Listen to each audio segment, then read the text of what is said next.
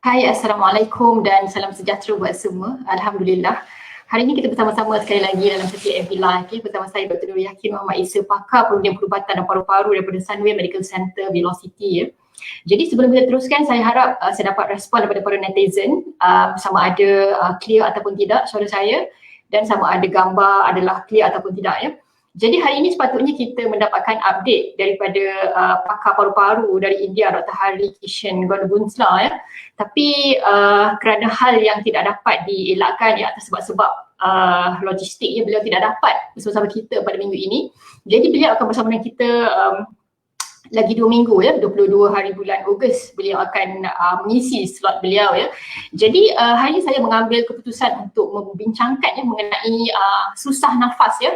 Masalah susah nafas, apa yang perlu anda tahu ya. Okey, baiklah. Terima kasih ya Supri Gani. Clear, Alhamdulillah. Terima kasih kerana bersama-sama kita ya. Jadi ketika saya tengah berfikir apa yang perlu kita bincangkan, jadi saya melihat buku ini ya, Respiratory Medicine, Oxford Handbook. Ini adalah buku rujukan untuk pakar paru-paru ya. Ini adalah buku rujukan ringkas lah ya, kerana kecil ya, dan mudah dibawa. Jadi daripada topik ini ya, susah nafas ataupun shortness of breath adalah topik pertama. Topik pertama daripada buku ini ya. Jadi saya juga ingin berkongsi ya bahawa Dr. Hari Kishan memberitahu beliau tidak dapat bersama-sama dengan kita pada hari ini kerana beliau terpaksa merawat 100 kes COVID-19 di India dan setiap hari beliau pulang pada pukul 1 pagi ya. Jadi nampaknya keadaan COVID-19 di India agak dahsyat ya, dan kita juga mendapati bahawa kita telah mula ada kluster baru ya di Perlis ya, dan kluster Sivaganga yang didapati lebih cepat tersebar atau dipanggil super spreaders ya. Okey, clear doktor, terima kasih ya. Dan Sharon Peter Pelira, hello doktor, salam sejahtera. Hello Sharon, terima kasih kerana bersama-sama kita ya. Jadi susah nafas adalah antara masalah yang kerap saya temui ya ketika bertugas sebagai doktor pakar paru-paru ya, di mana kebanyakan pesakit datang kerana masalah susah nafas ya. Jadi apabila kita bercakap mengenai masalah susah nafas ya, sebenarnya masalah tersebut kebanyakannya berpunca daripada dua organ utama ya, iaitu paru-paru dan juga jantung ya. Dan ia juga boleh disebabkan oleh masalah hormon ya, contohnya endokrin ya, contohnya masalah thyrotoxikosis, hormon thyroid yang berlebihan juga boleh menyebabkan susah nafas ya. Masalah hematologi, susah nafas kerana kekurangan darah juga boleh menyebabkan susah nafas. Jadi apabila bercakap mengenai susah nafas, banyak perkara-perkara atau penyakit yang perlu anda perhatikan ya. Jadi kali ini saya ingin kongsikan apa yang perlu anda beritahu kepada doktor anda supaya doktor anda lebih mudah mendapatkan diagnosis yang tepat sekaligus dapat merawat anda dengan rawatan yang terbaik ya. Ya, tak sedap nyawa ya kata orang Kelantan ya, Dr. Supri ya. Betul tu. Okey, jadi saya akan kongsikan skrin ya untuk anda melihat. Saya dah prepare sedikit slide ya. Okey, jadi saya harap clear ya, susah nafas topik kita pada hari ini ya. Jadi kita akan melalui ya satu demi satu susah nafas. Apa sebenarnya maksudnya ya. Jadi apabila kita mengatakan masalah susah nafas ya, ataupun dalam bahasa perubatannya dipanggil dyspnea ya, adalah satu keadaan di mana anda merasa pernafasan anda tidak normal ya, ataupun anda merasakan semput ya. Jadi apabila mengatakan semput, itu sebenarnya adalah antara manifestasi penyakit susah nafas itu sendiri ya. Okey, jadi susah nafas ya. Apabila anda susah nafas ya, banyak perkara yang anda perlu beritahu doktor anda ya, supaya doktor boleh lebih mudah merawat penyakit anda ini ya. Jadi yang pertamanya anda perlu memberitahu doktor anda ya, bilakah masalah susah nafas anda ini bermula ya. Adakah ianya bermula secara tiba-tiba ya? Kerana kalau ianya bermula secara tiba-tiba, kebanyakannya ianya berpunca daripada penyakit contohnya pneumothorax ataupun paru-paru bocor ya. Dan juga kemungkinan penyakit yang anda hadapi adalah pulmonary embolism ataupun darah beku di bahagian paru-paru ya. Jadi penyakit paru-paru bocor, darah beku di paru-paru boleh menyebabkan masalah susah nafas secara tiba-tiba, secara mendadak ya. Anda pada mulanya sihat, berbuat aktiviti, tiba-tiba merasa susah nafas ya. Banyak pesakit saya yang mengalami masalah pneumothorax ataupun paru-paru bocor ya. Kebanyakan mereka mendapatnya ketika mereka melakukan sesuatu. Contohnya seorang pesakit yang merupakan mekanik ya, tengah-tengah baiki kereta ya, tiba-tiba dia susah nafas ya. Kemudian buat x-ray, rupanya ada pneumothorax ataupun paru-paru bocor ya. Okay, dan pulmonary embolism ya, juga dia boleh datang secara tiba-tiba. Sebelum ini sihat, tiba-tiba susah nafas ya. Jadi anda perlu beritahu doktor anda ya bahawa susah nafas itu berlaku secara tiba-tiba ya. Jadi kita boleh lebih narrow down ataupun lebih senang untuk kenal pasti apakah punca penyakit anda itu ya. Dan sekiranya masalah susah nafas anda itu berlaku dalam masa beberapa minit ataupun beberapa jam ya, jadi anda perlu memberitahu doktor anda ya, beritahu, oh doktor, saya dah susah nafas dalam masa 2-3 jam ya, ataupun dalam masa sejam ataupun dalam masa 2-3 minit ya. Kerana apabila anda memberitahu durasi ataupun jangka waktu simptom anda itu, anda boleh membantu doktor anda mengenal pasti dengan lebih mendalam ya. Kerana kebiasaannya penyakit yang menyebabkan susah nafas yang berlaku dalam masa beberapa minit ataupun jam ya, kebanyakannya berpunca daripada penyakit saluran udara ya, contohnya penyakit asma ya, ataupun penyakit sumbatan paru-paru kronik ataupun COPD ya. Dan boleh juga penyakit yang menjangkiti tisu paru-paru, contohnya penyakit pneumonia ya, jangkitan kuman di paru-paru, ataupun penyakit acute pulmonary edema ya, ataupun paru-paru berair ya. Juga penyakit salur darah di paru-paru, contohnya pulmonary embolism ya. Dan untuk pengetahuan semua ya, seperti yang saya katakan tadi, susah nafas saja ada 2 organ utama. Adakah ianya berpunca daripada paru-paru ataupun jantung ya. Jadi penyakit jantung, contohnya heart attack ataupun myocardial infarction ataupun arrhythmia ataupun degupan jantung yang tidak selari ya, boleh juga menyebabkan masalah susah nafas yang berlaku secara acute ya, iaitu berlaku dalam tempoh beberapa minit ataupun jam. Okey. Selain daripada itu, masalah keaksidan metabolik ataupun metabolic acidosis yang banyak berlaku di kalangan pesakit kencing manis juga boleh menyebabkan masalah susah nafas ya. Okey, hyperventilation syndrome ya, baru-baru ni ada netizen yang bertanya, doktor bagaimana kalau isteri saya tiba-tiba dia bernafas dengan laju, tetapi bila jumpa doktor, doktor kata semuanya normal, paru-paru normal, jantung normal, darah semua normal. Lepas tu lepas bagi rawatan bernafas ikut bag ya, paper bag, bag kertas, setengah sembuh. Jadi itu adalah antara manifestasi penyakit hyperventilation syndrome yang kebiasaannya disebabkan oleh panic attack ya. Jadi masalah susah nafas ini ada banyak puncanya ya. Kebiasaannya puncanya adalah penyakit paru-paru dan jantung, tetapi penyakit-penyakit lain juga boleh menyebabkannya, antara penyakit panik ya, penyakit kencing manis ya, penyakit thyroid ya, boleh menyebabkan masalah susah nafas. Jadi sebab itu anda perlu memberitahu maklumat yang lebih detail kepada doktor anda. Jadi apabila doktor anda bertanyakan soalan yang lebih detail, anda perlu memberikan kerjasama kerana sebenarnya anda membantu untuk mendapatkan diagnosis yang lebih tepat untuk penyakit anda itu ya. Okey, katakanlah masalah susah nafas anda telah berlaku beberapa hari. Okey, beritahu doktor anda ya, oh saya dah susah nafas selama 2-3 hari ya, kerana sekiranya masalah susah nafas itu berlaku dalam masa beberapa hari atau kita panggil subacute, puncanya adalah paru-paru berair ataupun paru-paru kuncup ataupun lung collapse ya, dan banyak punca-punca lain ya. Okey, begitu juga sekiranya anda telah mengalami masalah susah nafas ini selama berbulan-bulan, bertahun-tahun ya, anda kena bagi tahu doktor ya. Contohnya penyakit COPD ya, iaitu penyakit paru-paru perokok ataupun sumbatan obstruktif paru-paru kronik ya. Mereka mudah untuk mendapat masalah susah nafas selama bertahun-tahun ya. Selalunya pesakit akan datang, dia kata, oh doktor, saya dah 2-3 tahun dah susah nafas ya, bila naik tangga turun tangga je susah nafas, mengah ya. Begitu juga untuk pesakit asma ya, dan juga pesakit interstitial lung disease ataupun penyakit paru-paru berparut ya, penyakit chronic thromboembolic pulmonary hypertension ataupun kandungan tekanan yang tinggi di paru-paru ya, atau juga penyakit hypoventilation syndrome di mana pernafasan menjadi perlahannya disebabkan masalah-masalah kegemukan, masalah urat saraf ya, masalah rangka dan sebagainya ya. Waalaikumsalam Puan Nurzila ya. Terima kasih atas info yang disampaikan. Sama-sama Puan, terima kasih kerana bersama-sama kita ya. Okey, baiklah, kita akan bergerak kepada slide yang seterusnya. Jadi saya harap para netizen dan penonton semua dapat faham ya. Sangat penting untuk anda memberitahu doktor anda bila susah nafas anda itu bermula dan sudah berapa lama anda mengalami masalah susah nafas itu. Kerana dengan maklumat ini, para doktor boleh membantu mengesan penyakit anda dengan lebih baik ya. Okey, jadi selain daripada tadi ya, daripada bila, berapa lama, anda juga perlu memberitahu doktor anda tahap serius manakah penyakit susah nafas anda ini ya. Anda kena cerita, oh doktor, sebelumnya saya boleh berlari 2-3 kilometer sehari tak ada masalah ya.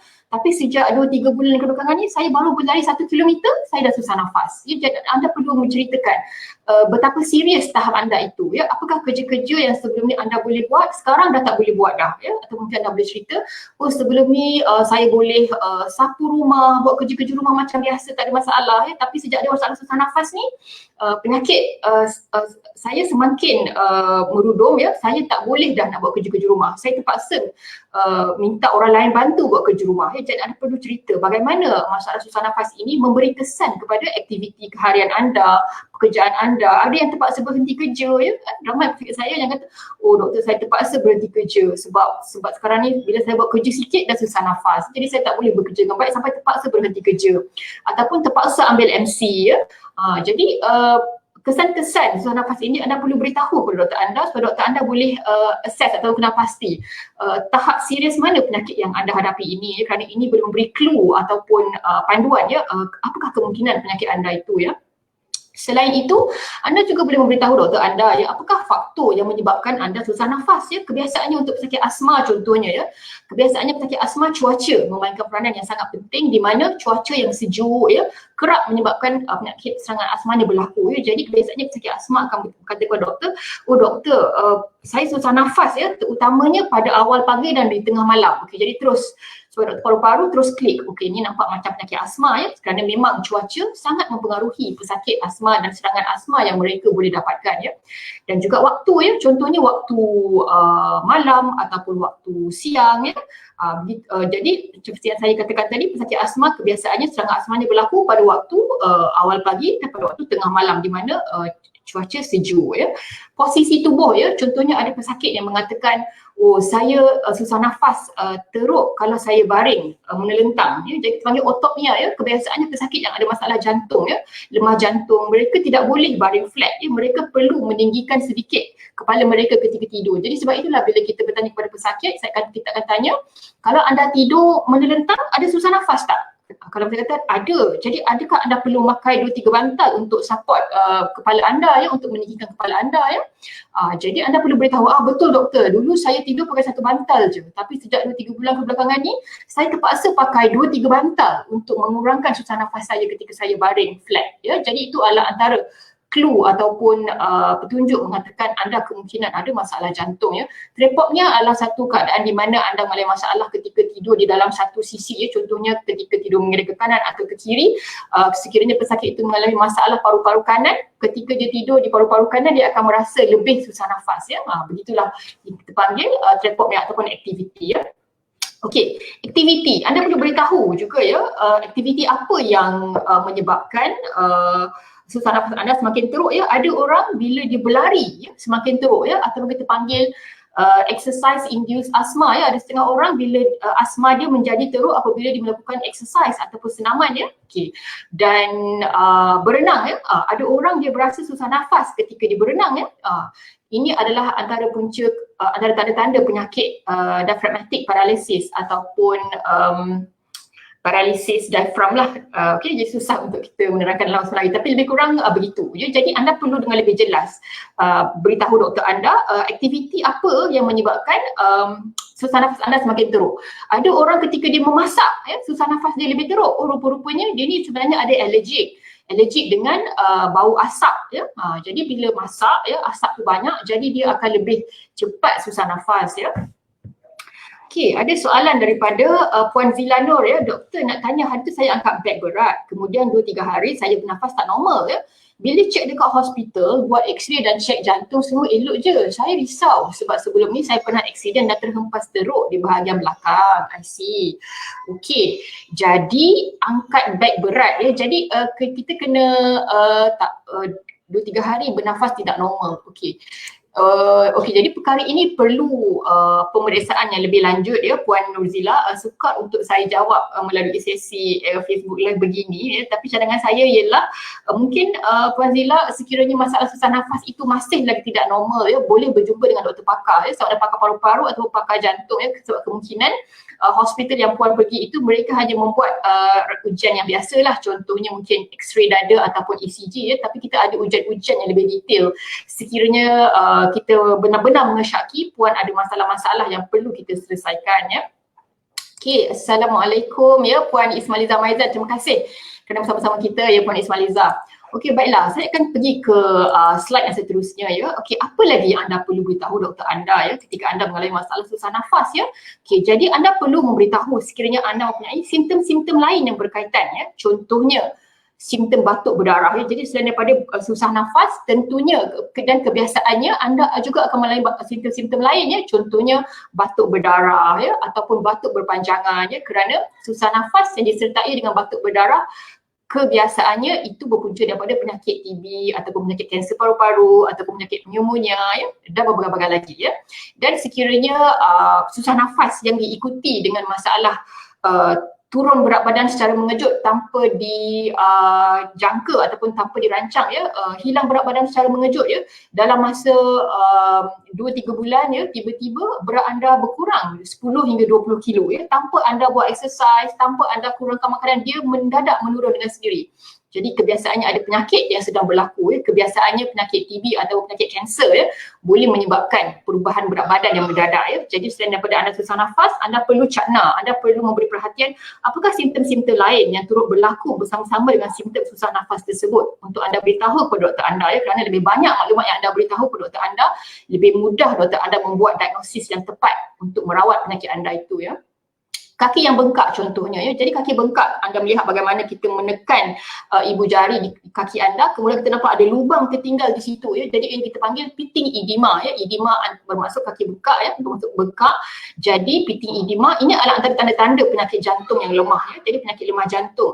Jadi kebiasaannya pesakit yang ada masalah lemah jantung ya, mereka juga akan mempunyai kaki yang bengkak ya. Jadi anda perlu perhatikan perubahan di badan anda dan beritahu doktor anda, oh doktor, saya susah nafas. Pada masa yang sama, saya juga perasan kaki saya bengkak. Ya. Jadi ini boleh memberikan clue ataupun panduan kepada doktor, oh mungkin anda ada masalah jantung. Jadi kita akan segera buat ujian jantung. Ya. Saya akan kongsikan dengan lebih baik, lebih banyak sebentar lagi. Ya. Okay, jadi jangan lupa beritahu doktor anda simptom-simptom yang berkaitan ya, dengan susah nafas anda itu. Ya. Okey, apa lagi yang perlu anda beritahu ke doktor anda ya bila anda susah nafas? Sejarah keluarga ya. Jangan lupa beritahu sejarah keluarga ya. Jadi kebiasaannya apabila doktor ya, kita akan bertanya adakah anda ada sejarah keluarga ya. Contohnya susah nafas ya. Asma adalah penyakit yang boleh diwarisi. Jadi sangat penting sekiranya anda susah nafas, bagi tahu. Dan doktor juga akan tanya, adakah mak ayah anda ada asma ya, ataupun atuk nenek, pakcik, makcik, sepupu sepapat, ada tak sesiapa yang ada asma? Jadi anda perlu beritahu maklumat tersebut ya. Kerana sekiranya mak atau ayah anda ada asma, atuk nenek anda ataupun atuk nenek ada asma ya, dan anda pun susah nafas ya, susah nafas tu teruk pada waktu awal pagi tengah malam ya.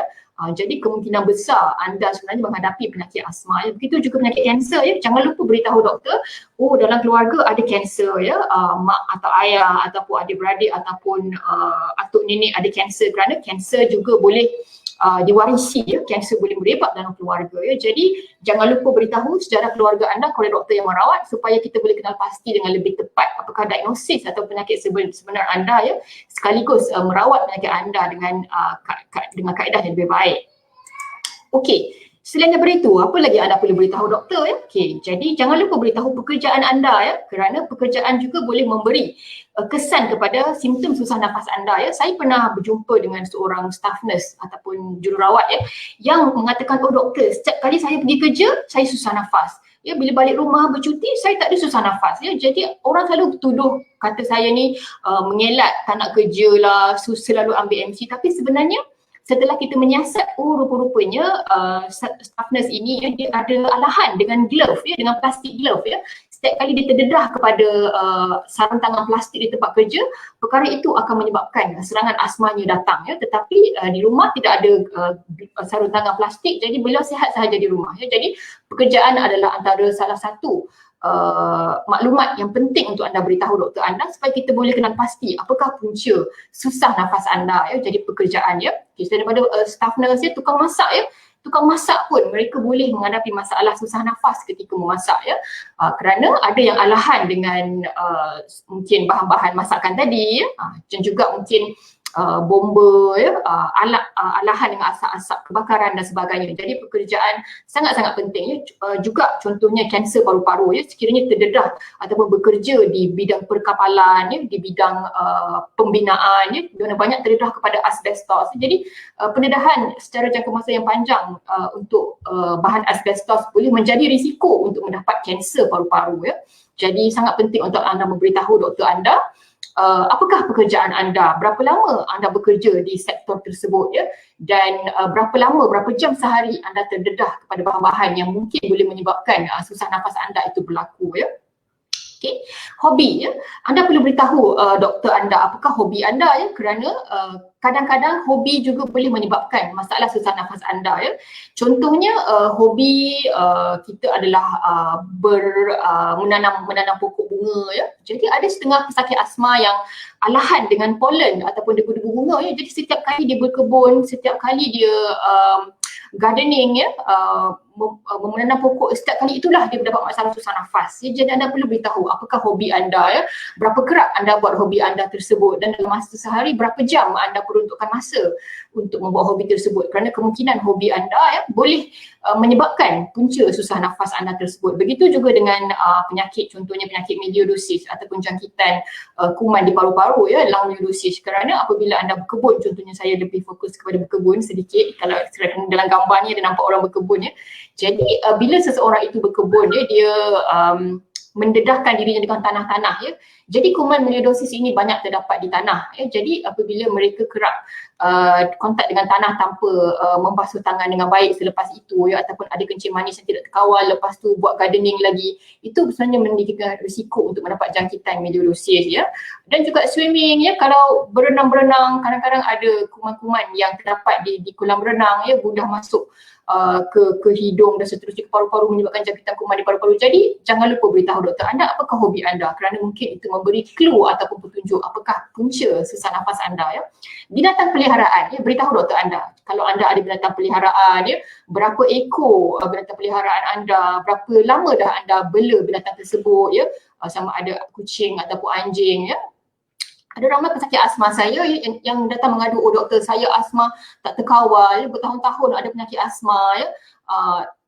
Lepas tu boleh tanya, oh rupanya ada kucing di rumah, ada sampai 6 ke 7 ekor kucing di rumah, tidur dengan kucing ya. Jadi sebenarnya bulu-bulu kucing tersebut boleh menyebabkan asma tidak kontrol, sekaligus menyebabkan susah nafas tidak dapat dikawal dengan ubat-ubatan ya. Jadi perlu beritahu doktor anda ya, kerana ini adalah antara faktor-faktor yang boleh menyebabkan asma anda semakin teruk ya. Binatang peliharaan, mungkin ada yang bela-bela burung ya, ataupun mungkin bukan anda yang bela, mungkin jiran anda yang bela. Jadi beritahu doktor anda, oh saya tak ada bela binatang, tapi jiran saya ada bela burung ya. Jadi pendedahan terhadap bulu-bulu burung jiran anda juga boleh menyebabkan anda mengalami masalah susah nafas ya. Jadi berhati-hati dengan kejiranan anda ya, sekiranya anda ada masalah susah nafas, masalah asma ataupun masalah penyakit-penyakit paru-paru yang lain ya, kerana banyak faktor-faktor persekitaran boleh menerukkan keadaan paru-paru anda ya. Jadi bukan sahaja anda, jiran anda juga anda perlu ambil tahu ya, bukan hanya binatang peliharaan anda, binatang peliharaan jiran anda juga anda perlu ambil tahu ya.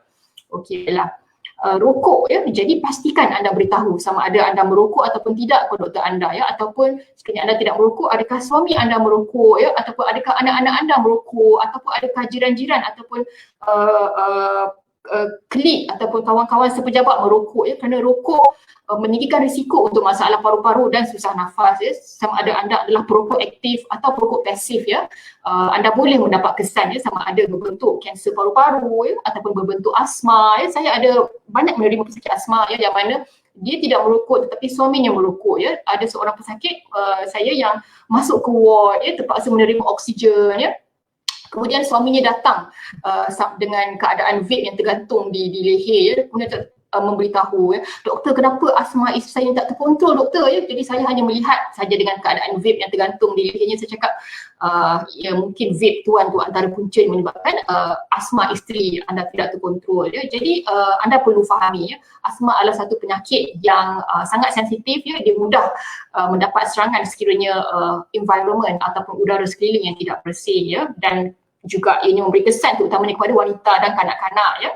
Okey, dan juga ubat-ubatan ya, ada juga ubat-ubatan yang boleh menyebabkan susah nafas, terutamanya jika seseorang itu alah ataupun ada alergik dengan ubatan tersebut ya. Contohnya sekiranya ada pesakit yang dia alah dengan aspirin ya, bila makan je ubat aspirin tiba-tiba mata jadi bengkak ya, tiba-tiba susah nafas datang atau kita panggil anaphylactic shock ya. Dia tiba-tiba susah nafas, mata bengkak, bibir bengkak, tak boleh bernafas. Rupanya mereka ada alahan dengan ubat-ubatan. Jadi anda kena sedar bahawa ubat-ubatan juga boleh menjadi punca anda merasa susah nafas ya. Okey, ada soalan daripada Anis N ya. Assalamualaikum doktor. Ketika saya sedang sesak nafas, contohnya selepas naik tangga, saya akan ambil beberapa minit untuk pernafasan saya kembali stabil. Apa tanda-tanda yang saya perlu perhatikan? Sakitnya sesak nafas saya itu semakin teruk sebelum pergi kecemasan hospital ya. Oh, susah nak jelaskan soalan ini sebenarnya. Okey, baiklah ya Cik N ya. Jadi Cik N pernah memberitahu sebelum ini ya yang Cik N mempunyai masalah pulmonary hypertension dan lung collapse ya Cik N ya. Jadi mungkin Cik N boleh boleh boleh dapatkan apa kita panggil spirometer oximeter ini ya. Oximeter ini adalah alat untuk mengukur oksigen dalam darah dalam darah anda ya. Jadi normal level yang normal adalah sebanyak 95% dan ke atas. Jadi sekiranya anda tidak pasti bila anda ingin pergi ke kecemasan ataupun ke hospital ya. Jadi anda boleh dapatkan alat ini ya. Okey, jadi anda perlu lihatlah mungkin pesakit-pesakit paru-paru kronik ya, contohnya yang ada memang pulmonary hypertension ataupun lung collapse. Anda boleh beli sendiri alat ini ya. Saya bukan duta ataupun ejen alat ini, anda boleh beli di farmasi sahaja ya. Jadi ia boleh memberikan gambaran berapakah level oksigen anda sebelum anda pergi ke kecemasan ya. Ataupun anda boleh melihat juga kadang-kadang bibir bertukar menjadi biru ya. Jadi dan anda boleh kira sendiri tahap pernafasan anda je. Jadi normal pernafasan adalah antara 12 hingga 18 ya dalam masa seminit. Jadi dalam masa seminit anda boleh kira. Okey, adakah dalam masa seminit anda bernafas sebanyak 12 hingga 18 kali ya, ataupun sekiranya dalam masa seminit anda mencungak-cungak. Okey, dalam masa seminit lebih daripada 30 kali anda bernafas. Jadi itu adalah tanda-tanda anda perlu pergi ke hospital lah kerana kadar pernafasan anda sudah tidak normal ya. Okey, jadi kita sambung kepada slide yang seterusnya, iaitu ini adalah pemeriksaan yang akan doktor jalankan kepada anda ya, sekiranya anda ada masalah susah nafas, di mana kita akan memeriksa paru-paru dan jantung ya. Jadi untuk pengetahuan semua ya, untuk pemeriksaan paru-paru ini kita ada 4 langkah yang tertentu ya, di mana kita akan mulakan dengan inspection atau kita lihat daripada jauh ya. Kita akan melihat sama ada anda memerlukan otot-otot pernafasan tambahan untuk membantu anda bernafas ya, atau kita panggil accessory muscles of respiration ya. Dan juga kita akan lihat berapakah anda bernafas selama 1 minit ya. Kita akan kira dalam 1 minit berapa kali anda bernafas, adakah 12 hingga 16 kali ya, ataupun adakah 30 hingga 40 kali ya. Kalau 30 hingga 40 kali nampaknya anda mungkin memerlukan oksigen atau memerlukan bantuan mesin pernafasan dan sebagainya ya. Jadi setelah kita melihat inspection, setelah itu kita akan palpation, kita akan pegang bahagian paru-paru belakang anda untuk kita melihat sama ada pergerakan tulang rusuk anda adalah normal ya. Ada setengah pesakit yang pergerakannya tidak simetri, berarti kanan dia bergerak, kiri tak bergerak. Rupa-rupanya paru-paru kirinya dipenuhi dengan air ya. Okay, jadi itu adalah palpation. Step yang kedua palpation. Step yang ketiga percussion. Kita akan ketuk-ketuk sikit bahagian belakang anda ya, gunakan jari kita. Jadi kita boleh tahu bunyi ketukan ya. Ada yang dullness ya, ada yang stony dullness ya, maksudnya bila kita ketuk tu ya, bila kita ketuk tu bunyi dia macam batu yang diketuk ya. Stony dullness, dull berarti bunyi dia ada bunyi yang tertentu lah ya, ataupun hyperresonance ya, terlalu resonance. Jadi kemungkinan ada paru-paru bocor ya, kemungkinan ada paru-paru berair. Jadi paru-paru yang tidak normal boleh memberikan bunyi yang tidak normal ketika kita melakukan ketukan ya, di bahagian paru-paru anda menggunakan jari tadi ya. Dan akhirnya auscultation ya, di mana kita menggunakan stetoskop ya. Stetoskop ini untuk kita mengenal pasti ya, di bahagian paru-paru manakah yang tidak normal. Adakah paru-paru kanan yang tidak normal, ataupun paru-paru kiri yang tidak normal, ataupun kedua-dua belah yang tidak normal ya. Jadi kita boleh mengetahui ya dengan menggunakan stetoskop ini ya. Ya. Okey. Jadi itu adalah pemeriksaan paru-paru ya. Pemeriksaan jantung juga ada beberapa step-step dia ataupun teknik-teknik yang khusus ya untuk kita kenal pasti penyakit jantung apa yang sedang berlaku ya. Adakah jantung berair ya? Adakah jantung lemah ya? Adakah nadi yang tidak normal ya? Jadi biasanya kita akan mulakan dengan cek nadi ya, berapa degupan nadi dalam masa seminit ya. Anda juga boleh melakukannya untuk diri anda sendiri ya. Anda pegang di bahagian ibu jari anda ya, di bahagian belakang ibu jari ini, anda boleh rasakan nadi anda di situ ya. Anda boleh rasa degupan nadi tersebut di situ ya. Jadi anda boleh rasa gunakan jari anda lagi satu. Okey, anda boleh rasakan ya, degupan nadi yang normal adalah antara 80 hingga 90 degupan dalam masa seminit. Ya, jadi anda boleh rasakan sekiranya nadi anda adalah secara regular, bererti ritmanya selari, seragam ya, ataupun anda merasakan oh kadang-kadang dia laju, kadang-kadang dia perlahan ya, jadi itu adalah antara tanda-tanda yang perlu anda periksa ataupun perlu ke hospital untuk memeriksa kenapa nadi anda tidak selari, kenapa kadang-kadang laju, kadang-kadang perlahan ya. Jadi kita mula dengan periksa nadi. Lepas tu kita lihat juga kuku anda ya. Kerana kadang-kadang kita boleh lihat tanda di kuku ya. Adakah kuku berwarna biru ya? Adakah kuku ini bengkak ya? Kerana bila tanda-tanda di kuku juga boleh memberi maklumat sama ada ini adalah penyakit paru-paru kronik ataupun ini adalah penyakit jantung yang bermasalah ya dan sebagainya ya. Dan kemudian kita boleh gunakan stetoskop juga ya. Stetoskop untuk kita mendengar di bahagian jantung anda ya. Dan doktor juga biasanya akan cek bahagian leher juga ya. Kadang-kadang kita boleh lihat betapa tingginya atau betapa lajunya pergerakan salur darah ataupun wave ataupun gelombang yang terlihat disebabkan nadi anda itu ya. Itu boleh memberi clue ataupun petunjuk sama ada jantung anda bermasalah ya. Ataupun kita boleh memeriksa leher anda ya untuk memeriksa sama ada kelenjar yang bengkak atau tidak dan sebagainya. Okey, baiklah. Okey, ini adalah ujian-ujian yang biasa kita lakukan ya. Sekiranya kita mengesyaki bahawa pesakit mempunyai masalah paru-paru ya, ini adalah peak flow meter ya, di mana anda akan diarahkan untuk tiup kuat-kuat ya, dan kita akan melihat berapa bacaan di sini ya. Okey, jadi kebiasaannya bacaan yang normal adalah bergantung kepada jantina ya, bergantung pada berat badan, ketinggian dan faktor kaum ya, dan juga usia. Kemudian ujian spirometri ya, di mana ujian menyuruh anda berhembus ya, dan juga kita boleh rekodkan di komputer ya, dan kemudian kita tahu sama ada ini penyakit asma ataupun tidak ya.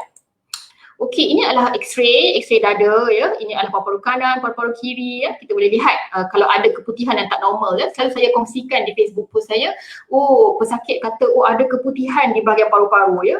Jadi ini adalah X-ray yang normal untuk orang sihat, di mana paru-paru berwarna hitam ya. Normal paru-paru perlu berwarna hitam dalam X-ray ya. Kemudian kadang-kadang X-ray tak boleh kesan apakah punca masalah paru-paru anda. Jadi kita buat CT scan ya, scan paru-paru di mana anda perlu dibaringkan atas katil dan dilalukan oleh kita terowong ini ya. Jadi kebiasaannya mengambil masa antara 15 hingga 20 minit sahaja untuk ujian ini ya. Daripada situ kita boleh lihat sini gambaran yang lebih jelas ya. Kalau untuk dalam kes ini anda boleh melihat banyak tumpukan-tumpukan di paru-paru yang tidak normal seperti yang ditunjukkan oleh anak panah ini ya. Jadi ini adalah tanda-tanda penyakit masalah paru-paru yang boleh menjadi punca masalah susah nafas anda ya. Ini adalah ujian elektrokardiogram ataupun ECG, di mana kita meletakkan banyak lead ataupun wayar-wayar ini di dada, di jantung anda, supaya kita boleh membuat bacaan di jantung anda untuk mengetahui adakah ini serangan jantung, adakah ini masalah lemah jantung ya. Jadi bacaan-bacaan di ECG ini boleh memberi clue ataupun gambaran sama ada anda ada masalah jantung ataupun tidak. Kemudian kita boleh buat scan jantung ya, di mana kita menggunakan ultrasound probe ini ya. Kita boleh melihat ini adalah jantung kiri ya, left ventricle, left atrium ya, kiri bawah, kiri atas dan kanan bawah, right ventricle, right atrium, kanan atas ya. Okey, jadi dengan membuat scan jantung ni kita boleh tahu sama ada ini masalah jantung bengkak ya ataupun jantung lemah dan sebagainya. Okey, nampaknya kita sudah sampai di penghujung presentation ya. Saya harap para netizen dapat memahami ya, apakah masalah susah nafas yang sering berlaku di kalangan masyarakat kita. Jadi sekiranya ada antara anda yang mengalami susah nafas ya, pastikan anda memberikan maklumat yang tepat, yang lengkap kepada doktor anda supaya kita boleh merawat ya, supaya kita boleh mendapatkan diagnosa yang tepat untuk membantu merawat penyakit susah nafas anda dengan lebih baik dan lebih cepat ya. Lagi cepat kita mendapatkan diagnosis, lagi cepat kita membuat rawatan, lagi cepatlah anda sembuh ya. Jadi berikan maklumat yang tepat dan lengkap kepada doktor anda supaya anda cepat sembuh daripada masalah paru-paru anda. Baiklah, nampaknya setakat itu saja ya perkongsian kita pada hari ini. InsyaAllah kita akan jumpa lagi pada minggu hadapan ya. Sekian, Assalamualaikum warahmatullahi wabarakatuh.